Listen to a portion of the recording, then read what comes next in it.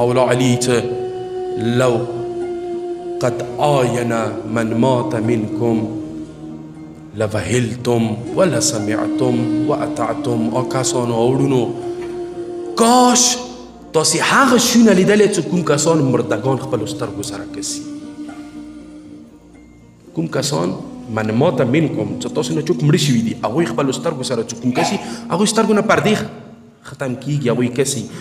کاش که چیرې تاسې د خپلو سترګو سره لیدلی مولا دي وبهلتم ولسمعتم تاسې به وډور شوي وای تاسې به خوفزده شوي ولسمعتم تاسې به هر یوه خبره ټیک ټیک اورېدله ولا عملتم تاسې به هر یو عمل ټیک ټیک کولو تاسې به هر یو فرمین باندې عمل کولو خو چونکې سترګو نه پردې دي. یو روایت په مطابق تاسې لیدلي دي چې چرګه یا د هغه حیوان چې یوه ځای کې جمپ کوي دا ویلي معصوم نه کله پوښتنه وشوه جواب یې همدا ویل کړو دې وجې نه ویلی چې کله یوه بل کلي کې یو مرده چې کله لمبوي تختې باندې د خیټ سیر نه یې کیڼ سیر تړوي هغه دوره فریاد کوي چې هغه حیوانات او غوږونه خلاص دي هغوی واوري خوف نه یوه ځای کې ورځي. ما ته